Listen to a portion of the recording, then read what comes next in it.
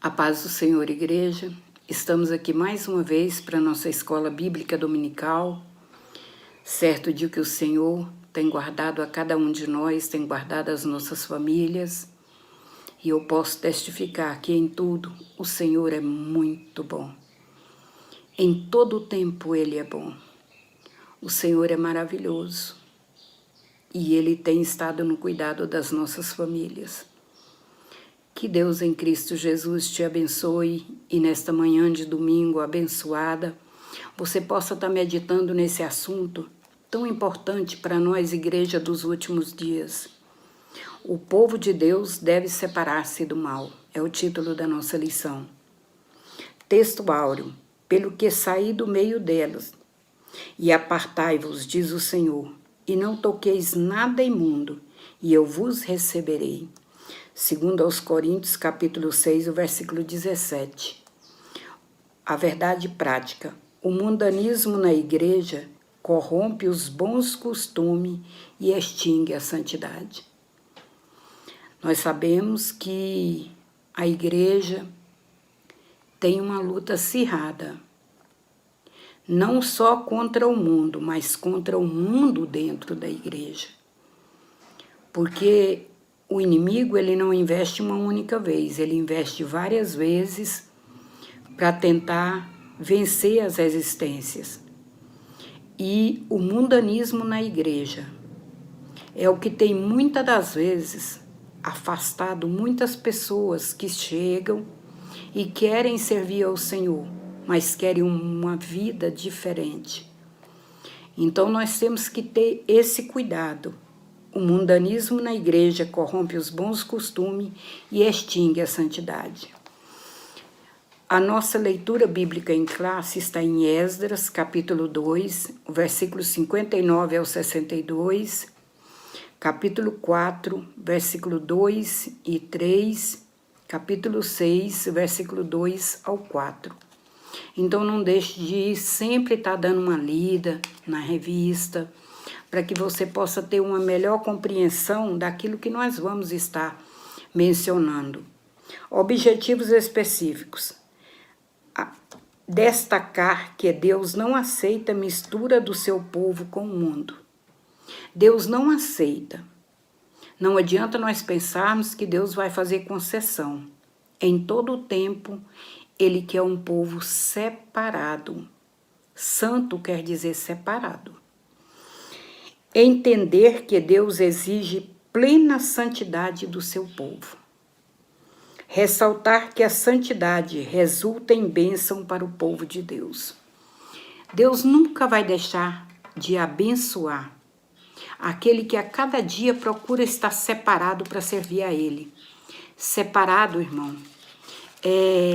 significa nós estarmos com um estilo de vida diferenciado desse estilo de vida que o mundo tem. Você tem que ter uma mudança interna. A sua mudança deve começar por dentro. E ela vai se refletir no seu exterior. Mas Deus quer um povo separado, com atitudes diferenciadas. E nessa lição, nós vamos estar falando sobre este assunto. Aqui na introdução diz assim: iniciaram em Jerusalém depois dos anos no cativeiro em Babilônia. Ali eles viveram espalhados pelo vasto território daquele reino. Agora iria viver uma vida comunitária, conforme os ritos da lei. Eles iniciaram uma sociedade. Primeiro com Zorobabel e Josué, né? Em seguida com Esdras e Neemias. O que isso quer dizer?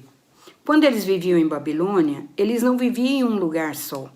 Eles viviam separados. Moravam em diferenciadas províncias, né? Mas sempre mantendo o estilo de vida baseado naquilo que o Senhor tinha deixado na lei. E agora, ali em Jerusalém, eles iam iniciar uma nova comunidade. Uma comunidade que seria à parte, né? E estaria cumprindo os ritos que o Senhor tinha deixado na lei, os ritos mosaicos. Somente os judeus retornariam a Judá. Somente os judeus que conseguissem comprovar a sua genealogia, eles voltariam para Judá. Tinha que haver, na verdade, um documento que comprovasse a genealogia, ou seja, de que família eles pertenciam. Não era só uma questão de chegar e dizer, não, eu sou da tribo de Dan, eu sou da tribo de Levi. Não.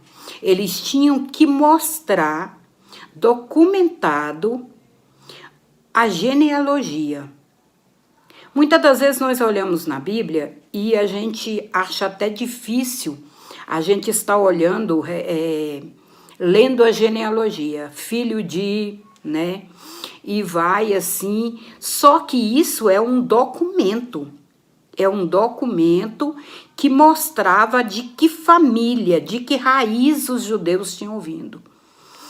E só voltariam para do exílio para Judá, só voltaria, sairia de Babilônia, aqueles que se te mantiveram separado e conservaram uma linhagem. Aqui na palavra, na nossa revista diz, até alguns filhos de sacerdote cujos nomes não foram achados nos registros da genealogia foram rejeitados como imundos. Os judeus mestiços nascidos de casamentos mistos durante o cativeiro em Babilônia não fariam parte do grupo de judeus que retornariam a Judá. Muitas pessoas se reconstruíram a vida ali em Babilônia, casaram, né, com pessoas pagãs, né, com homens pagãos, com mulheres pagãs. Então, esses perderam a linhagem, porque na palavra do Senhor dizia que eles tinham que se casar entre si, dentro das tribos que eles teriam que procurar mulheres para eles, dentro da parentela deles, né? Nós vemos esse exemplo a partir de Abraão, que ele não quis fazer nenhum tipo de mistura. Ele manda procurar uma esposa para o filho dele, Isaque, lá no meio da parentela dele. E nós vemos aqui, no nosso texto bíblico, em classe, que diz também assim, né?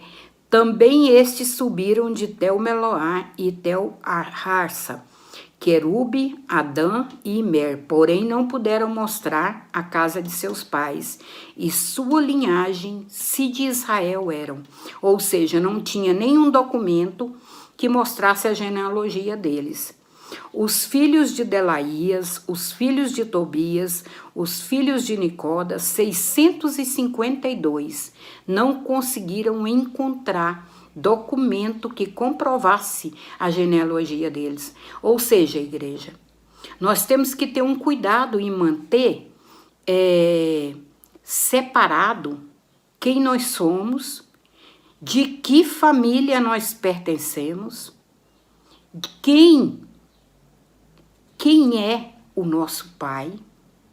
Nós temos que ter esse cuidado, não essa genealogia terrena, mas a genealogia celeste.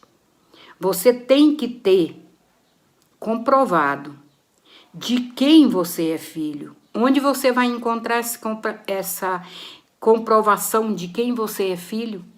A Bíblia diz que existe um livro que se chama o livro da vida, aonde o teu nome está ali. Então, é o que nós temos que ter o maior cuidado para nós não perdermos a nossa genealogia. E dos filhos dos sacerdotes, os filhos de Abarias, os filhos de Cós, os filhos de Barzilai, que tomou mulher dos filhos de Barzilai, o Gileadita, e que foi chamado do seu nome. Estes buscaram seu registro, que os travam registrado na genealogia, mas não se acharam nelas, pelo que imundo foram rejeitados para o sacerdócio. Até sacerdote que não teve o cuidado e perdeu a sua linhagem. Então, não é porque você tem um ministério, não é porque você é pastor, você é presbítero, você é diácono, é missionário, não é por isso não. É uma questão de você guardar a sua genealogia, de quem você é filho. E Jesus Cristo falou, lá em Apocalipse, do livro da vida, que os nomes que foram encontrados no livro da vida. Então, faça questão de conservar essa genealogia para que você não venha perder a sua linhagem. Você que tem um sacerdócio, e o apóstolo Pedro diz que nós somos sacerdotes reais, sacerdócio real, você tem que ter o maior cuidado, acima de tudo, em não perder essa genealogia. Esdras, no capítulo 2, e Neemias, iniciando no capítulo de número 7, nós vamos ver a genealogia dos que foram, a relação dos que voltaram a Jerusalém. Então, essa genealogia, esse documento, eles tinham que ser encontrado. Em Esdras, a nossa Bíblia, a versão da minha Bíblia, diz na lista dos que voltaram de Babilônia. Então, a importância que se dá à genealogia, a esse documento. E a história de Israel registra uma amarga experiência nesse sentido. Não pode haver comunhão da luz com as trevas. Quando os israelitas, libertados pela mão do Senhor, se preparavam para ir a Canaã, uma grande mistura do povo que não foi israelita, que não era israelita, desejaram acompanhá-los. Quando o Senhor libertou o povo do Egito através do seu servo Moisés, quando o povo foi sair ali do Egito, uma grande multidão desejou acompanhar o povo. Queriam acompanhar eles porque viram todo mundo saindo, aquela grande multidão, as maravilhas que Deus tinha operado.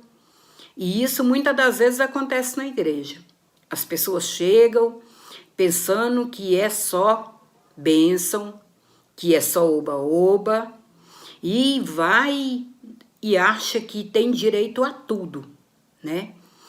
Só que nós não estamos na igreja para ter direito, mas para ser servo, para servir ao Senhor. E nem sempre tudo está tão bem. Muitas das vezes você atravessa por tempestades, muitas das vezes você atravessa pela fornalha de fogo ardente, mas uma coisa é certa, o Senhor sempre vai estar no cuidado de você. E a palavra do Senhor nos diz, lá em Números, no capítulo 11, no versículo de número 7, Números capítulo 11, o versículo de número 7, nós vamos ver quando o Senhor, na palavra do Senhor, diz assim: e o populacho que estava no meio deles veio a ter grande desejo das comidas dos egípcios.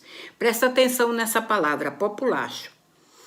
Pelo que os filhos de Israel tornaram a chorar e também disseram: quem nos dará carne a comer? Quando estavam no deserto, que é o lugar de provação de Deus, a primeira coisa que esse populacho que resolveu ir com os israelitas, foi a primeira prova, eles já começaram a murmurar. Ah, mas essa caminhada não está fácil, está muito difícil, está muito complicado. No Egito nós tínhamos tanta coisa, nós tínhamos fartura. Aqui nós só temos esse deserto, essa areia, esse sol quente, nós não temos mais nada. Ninguém se lembrava de olhar para a nuvem que Deus colocava para refrescar o calor do sol. Ninguém se lembrava de olhar para a grande coluna de fogo que Deus colocava para guiar eles, iluminar o deserto. Então ninguém se lembrava das bênçãos, mas só se lembravam da labuta que estava passando. E aquele populacho começou a murmurar e o povo de Israel também começou a murmurar. Igreja, muitas das vezes nós estamos nos ajuntando com pessoas que a única coisa que ela sabe fazer é murmurar. Por isso que Deus diz para nós sermos separados. Porque Deus não aceita murmuração. Você pode chorar para Deus, você pode falar com Ele. Você encontra em Neemias falando com Deus, Senhor, olha o que eu tenho feito. Você encontra Ezequias virando para a parede e dizendo para Deus, Senhor, olha o que eu tenho feito. Isso não é murmuração, amado. Isso é você estar falando com Deus. Mas muitas pessoas não sabem a diferença entre falar com Deus e murmurar. E Deus não aceita murmuração, é por isso que Ele quer que nós sejamos separados. Que você procure uma vida de santidade para você, não importa. Você não tem que observar a vida do outro, você tem que observar a sua vida. Aqui, Mateus capítulo 7, o versículo 14, Jesus disse, estreita é a porta e apertado o caminho que leva à vida. Não é muita gente que dá conta de passar por uma porta estreita, não.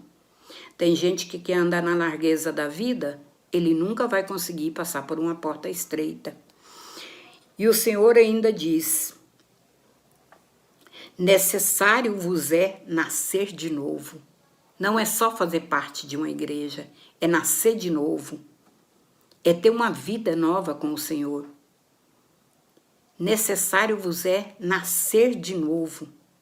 Muitas das vezes está se procurando muita quantidade e isso está abalando e alterando a qualidade, porque nós aceitamos a pessoa como ela vem, é assim que é. Quando ela aceita Jesus, ela vem com as suas cargas, ela vem com as suas dificuldades, mas tem que haver uma mudança, nascer de novo. E nascer de novo é ter uma vida nova, é ser diferente. E se nós formos aceitar tudo que nos é apresentado como sendo nascido de novo, nós vamos estar agradando a muita gente e desagradando a Deus. Então, nós temos que, na medida do possível, ter o máximo de paciência, porque Jesus morreu na cruz por essa vida. Mas nós temos que ter o limite também, porque Deus não quer ninguém de qualquer maneira. E Ele não quer nada que sobra. Ele quer da sua vida ser a primazia. Ele quer ser o centro da tua vida.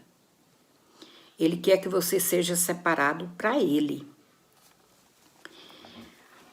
Aí a palavra do Senhor nos diz, os judeus não aceitaram a ajuda do samaritano. Quem era o samaritano, igreja? O samaritano era uma mistura de gente, na sua maioria era de origem pagã. Quando o Sargão II derrotou a Israel no ano de 721 a.C., ele levou, por ordem do rei da Assíria, foram trazidos povo de Babel, de Cuta, de Ava, de Amate, de Sefarvaim, para habitar na cidade de Samaria, em lugar dos sacerdotes, e tomaram a Samaria herança e habitaram em suas cidades. Posteriormente, o rei da Assíria vai mandar para ali um sacerdote israelita para ensinar a palavra. Só que aquelas pessoas que já estavam ali, elas tinham suas idolatrias. Então elas aceitaram a palavra que o sacerdote veio pregar, eles aceitaram, mas eles continuaram sem ter uma mudança de vida. Continuaram dizendo que servia a Deus e servindo aos ídolos pagãos. Deus diz que ninguém pode servir a dois senhores. Ou nós servimos a Deus, ou nós servimos a Mamon. Ou nós servimos ao Senhor, ou nós servimos ao mundo. Ninguém fica em cima do muro. Porque o perigo que está é cair ou para um lado ou para o outro, né? Na maioria das vezes o inimigo está prontinho para te empurrar, né? Para você cair para o mundo. Então exige-se uma tomada de posição para se servir a Deus. E eles não aceitaram a ajuda do samaritano. Por quê? Porque eles queriam uma nova sociedade, uma separação real, um povo separado para Deus. E se eles aceitassem essa mistura, teria muita quantidade, mas provavelmente pouca qualidade. Quando os samaritanos ofereceram cooperação, tanto na reconstrução do templo quanto na reconstrução das muralhas, a Neemias, eles foram rejeitados.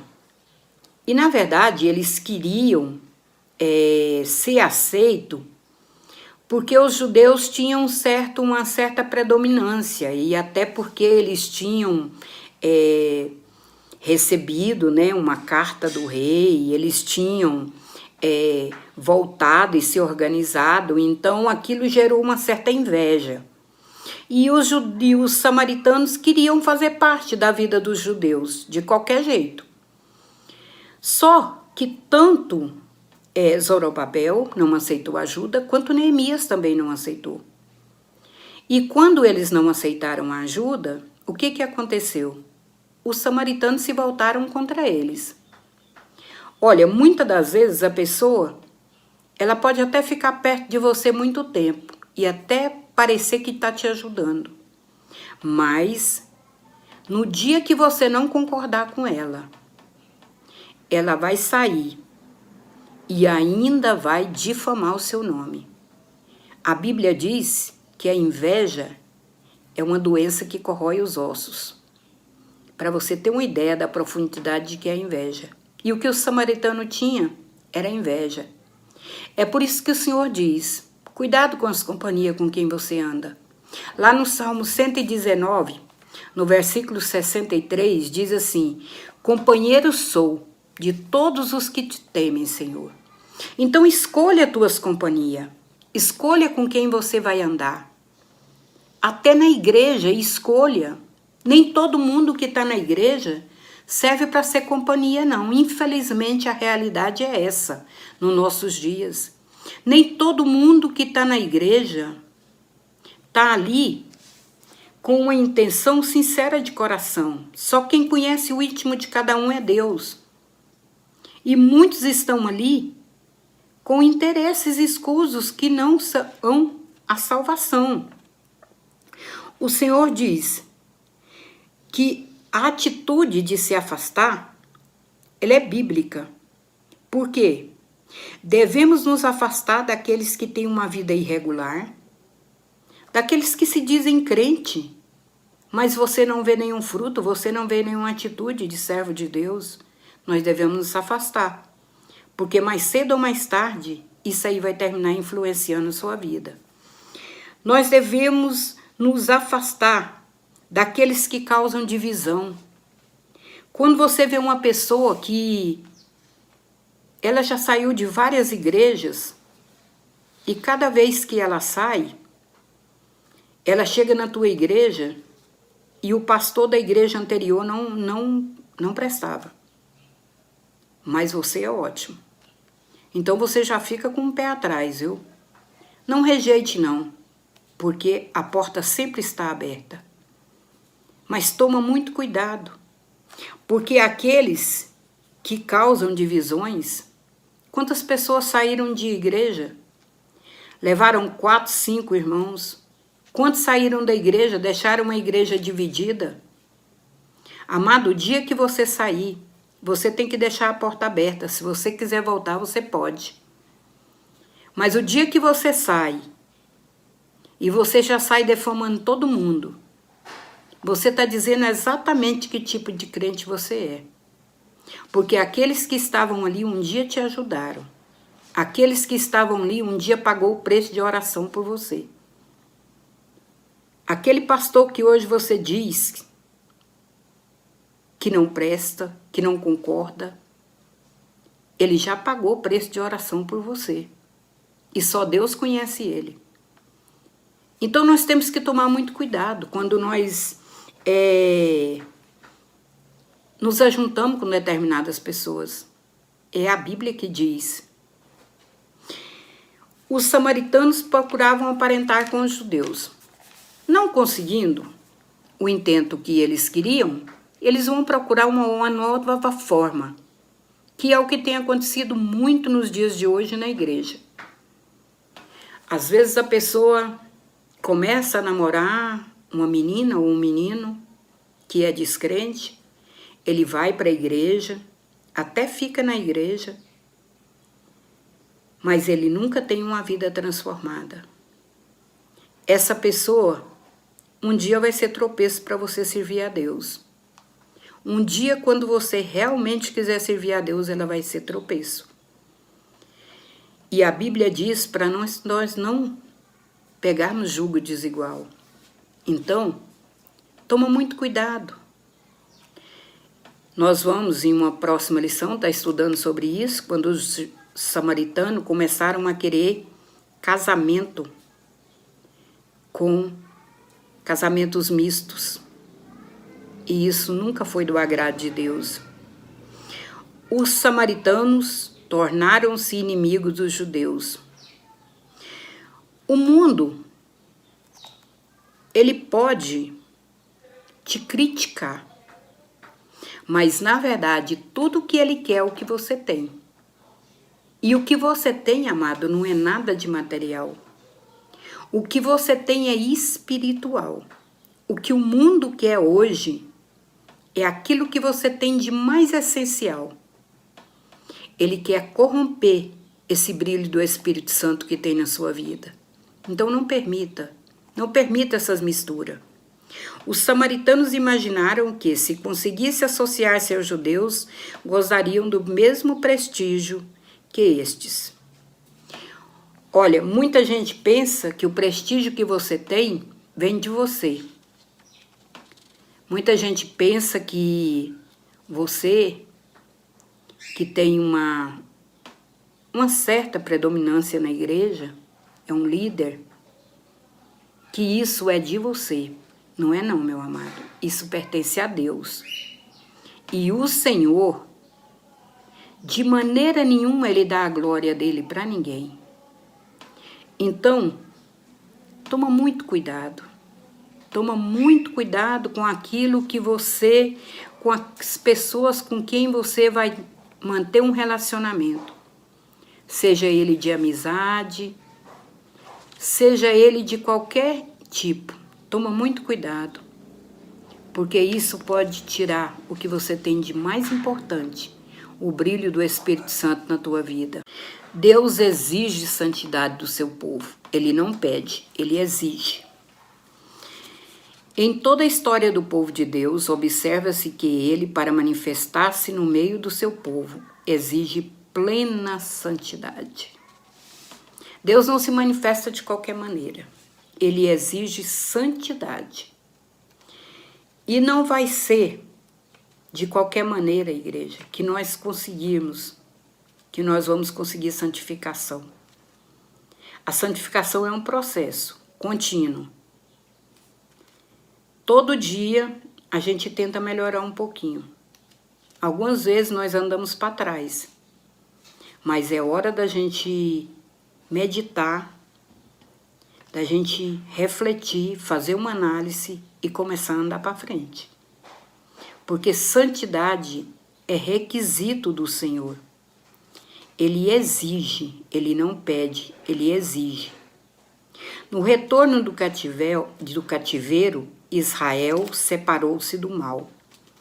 Por isso, Israel conseguiu a bênção que eles estavam almejando. A reconstrução do templo, a reconstrução das muralhas, porque eles resolveram separar-se do mal. Em Neemias, no capítulo 6, versículo 16, eles reconheceram que Deus fizera esta obra. o templo não foi obra deles, o templo foi obra de Deus. E nós temos que reconhecer na nossa vida que tudo é Deus que faz. Nós, de nós mesmos, nós não temos nada. Jesus falou que sem mim nada podeis fazer. Então, nós não temos condição, igreja, de fazer nada se o Senhor não estiver conosco. Quando Josué se preparou para passar o Jordão, ele disse ao povo: santificai-vos, porque amanhã fará o Senhor maravilhas no meio de vós. Quando Josué, chegando ali no Jordão, era a época das cheias, e a Bíblia diz que as águas avançavam pelas margens, e era grande a correnteza naquele lugar.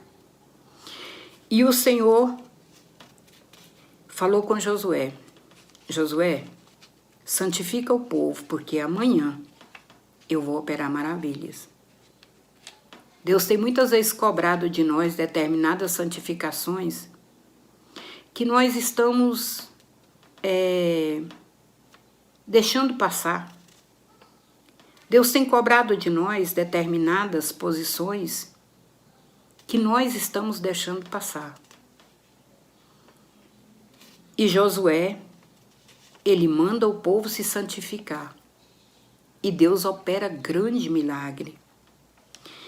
É uma passagem que eu gosto imensamente em Josué, quando aquele grande líder, depois de ter enfrentado todas aquelas situações, todas aquelas batalhas, Josué está parado frente às muralhas de Jericó, olhando para as muralhas de Jericó, com toda certeza aquele grande guerreiro estava olhando e pensando: Senhor, como que eu vou passar por esse lugar?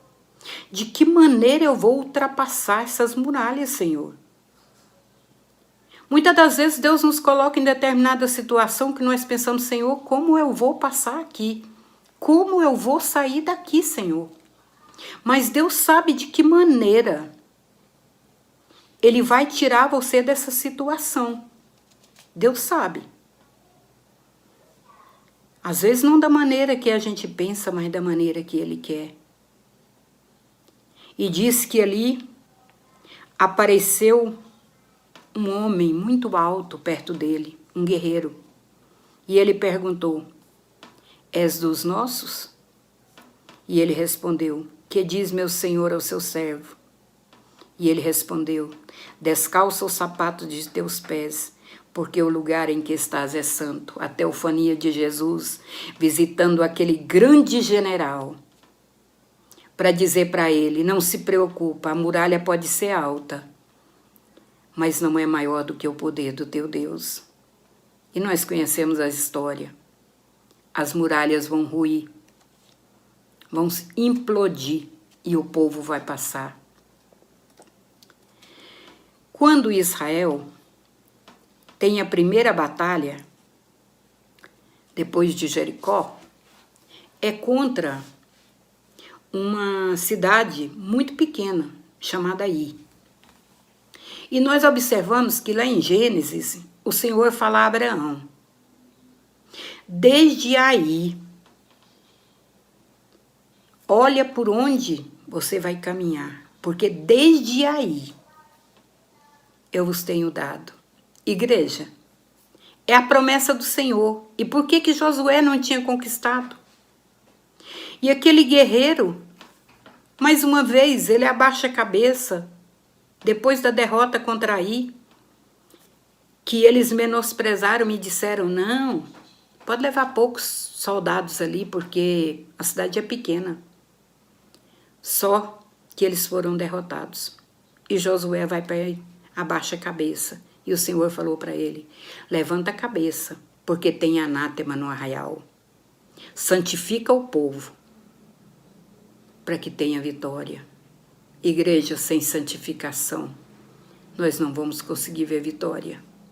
Sem santificação, nós não vamos conseguir ter vitória. E Josué, nós conhecemos a passagem. Josué chama o povo ali por famílias, até chegar em Acã, e Acã dizer que ele é que tinha ali em Jericó pegado uma capa e algumas barras de ouro. Para você ver, igreja, Acã era um guerreiro. Ele tinha vindo o caminho com Josué. Ele tinha vindo com Moisés. Aquele grande guerreiro, de repente tem o coração dele mudado. Mudado por quê? Por uma capa babilônica, por uma capa e por umas, acho que cunha de ouro, barra de ouro, coisa que ele nem pôde usar. Diz que ele abriu um buraco e escondeu. Quantas das vezes nós estamos querendo abrir buraco e esconder os nossos anátemas? Quantas das vezes nós estamos querendo abrir buraco e esconder das pessoas se nós não escondemos de Deus? Nós estamos querendo esconder da igreja quando os olhos de Deus estão em todos os lugares. Não adianta. Santificação tem que ser um processo de vida. Santificação tem que ser contínua e nós não podemos abrir mão. A Bíblia mostra exemplos de servos de Deus que duvidaram se valia a pena manter a linha de separação do mal. Muitas das vezes a pessoa duvida, porque às vezes o ímpio está se dando bem, né? E você está passando pela luta tão tremenda e você imagina, mas por quê, né? Por que que eu estou passando, eu que sirvo a Deus, estou passando por essa situação e determinada pessoa está tão bem? Por que será? O salmista Asaf escreveu no Salmo 73, na verdade que em vão tenho purificado meu coração e lavado as minhas mãos na inocência. Olha Asaf, um grande salmista, era um cantor, instrumentista, que louvava o Senhor. Mas num determinado momento ele desanimou e disse, em vão eu tenho feito tudo, em vão eu tenho tentado me santificar. Só que ele vai responder, mais um pouco, ele vai dizer, até que entrei no santuário de Deus e então entendi o fim deles. Até que entrei no santuário de Deus e entendi o fim deles. Você tem uma promessa, meu amado. Você tem promessa de vida eterna. Você tem promessa de salvação. Enquanto que eles não têm promessa. A Bíblia diz que eles são como uma moinha que o vento espalha e some, desaparecem. A Bíblia te oferece a oportunidade de louvar e exaltar o nome do Senhor e ter uma vida de essência e não só de aparência. A Bíblia nos dá essa oportunidade, porque salvação é só assim. Se não houver mudança de vida, não existe salvação, não existe santificação. Segui a paz com todos e a santificação, sem a qual ninguém verá a Deus. É sem a paz com todos ou sem a santificação? É sem ambas, porque a paz com todos faz parte da santificação também. Porque a paz com todos é o perdão. E ele faz parte de santificação. Outro, Malaquias, vai responder para o povo que dizia que inútil é servir ao Senhor. Aí Malaquias responde para eles, há um memorial escrito diante dele, para os que temem ao Senhor e para os que se lembram do seu nome, e eles serão meus, diz o Senhor. diz o Senhor dos Exércitos, e eles serão meus, diz o Senhor dos Exércitos. Naquele dia que farei, serão para mim particular tesouro. Poupá-los-ei como um homem poupa a seu filho que o serve. Malaquias 3, 16 e 17. Vale a pena servir ao Senhor. É Malaquias que diz: e outra vez vereis a diferença entre o que serve e o que não serve a Deus. Você é um tesouro para Deus, meu amado. Você não é qualquer pessoa. Você não é qualquer um. Você é chamado pelo Senhor. Você é escolhido por Deus. Eu prezo ser escolhida por Deus. Amo ao meu Senhor. Posso não ser perfeita, mas eu sempre tenho meu Deus como primeiro na minha vida. Trabalhar para Ele sempre foi, desde os meus 30 anos, sempre foi na minha vida o meu primeiro objetivo. E eu sei que isso não é em vão. Testemunho para você que não é em vão. Deus tem como particular tesouro. Devemos viver conforme a vontade do Senhor, para que, no tempo que vos resta na carne, não vivais segundo as concupiscências dos homens, mas segundo a vontade de Deus. Sabe aquela história de que a vida é curta e eu tenho que divertir, eu tenho que fazer isso, eu tenho que fazer aquilo? Sim, nós como servos de Deus, nós não somos de ferro, não. Nós somos humanos e nós temos que ter, sim, o nosso lazer, a nossa diversão. Mas não deixe nunca isso tomar na sua vida o lugar de servir a Deus. Não deixe nunca isso ser na sua vida um costume de que eu deixo as coisas de Deus para mim estar fazendo as minhas coisas, para mim estar nos meus lazeres. Porque se você quiser, você tem lazer todo final de semana. Se você quiser, você tem para sábado, para domingo à noite, para quinta à noite, para domingo de manhã, para você não ouvir nem a escola dominical. Se você quiser, você tem. Mas não é uma questão de querer, amado. É uma questão de determinadas coisas na nossa vida, é renúncia. É renúncia. E o Senhor diz que aquele que não renunciar, aquele que não negar a si mesmo é renunciar. Se você não renunciar, não estiver disposto a renunciar a nada, então você não está disposto também a chegar diante do Senhor e dizer para Ele: Senhor, eu tenho feito a tua obra. Olha para mim. Neemias falou isso, Ezequias também. A Bíblia diz: esta é a vontade de Deus, a vossa santificação. Já observamos que santificação significa uma vida que abstém-se das coisas que não agradam a Deus, conforme a palavra. Apartai-vos, diz o Senhor, não toqueis nada imundo. Quando nós aperfeiçoamos a nossa santificação no temor de Deus, nós vamos receber mais do Senhor. Sede santo, como eu, vosso Deus, sou santo. Já não sou eu quem vivo, mas é Cristo que vive em mim. Então, sede santo, como eu, vosso Deus, sou santo. Nós não conseguimos, igreja, chegar a padrão de excelência, mas nós conseguimos chegar ao padrão de agradar a Deus.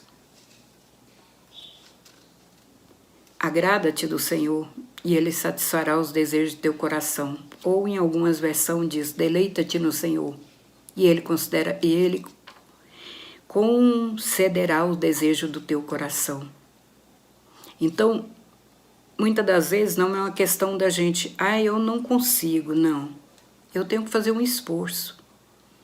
Muitas das vezes a renúncia que você está recusando há tanto tempo a fazer para Deus, é a que Ele está te pedindo para Ele operar um milagre na sua vida. Bênçãos acompanham os que vivem conforme a vontade de Deus. Deus garante aos que vivem plena vitória contra os ataques do diabo. O crescimento espiritual deles está garantido. O Espírito Santo tem plena liberdade para atuar em suas vidas e ele torna-se preparado para serem usados por Deus em sua obra. E, acima de tudo, aqueles que vivem segundo a vontade de Deus estão preparados para o arrebatamento. Vale a pena viver a vontade de Deus. Vale a pena, amado, viver a vontade de Deus na sua vida. Não à toa. A vontade de Deus, ela é boa e é perfeita. A nossa vontade, muitas das vezes, ela deixa um travo amargo na boca. Mas que Deus em Cristo Jesus nos ajude nas nossas imperfeições, que Deus nos ajude a andar segundo a vontade dEle. Porque só assim nós vamos estar aptos para o arrebatamento da igreja. E mais que nunca, você tem que observar a figueira e as outras árvores, Israel e as outras nações. Jesus Cristo está voltando.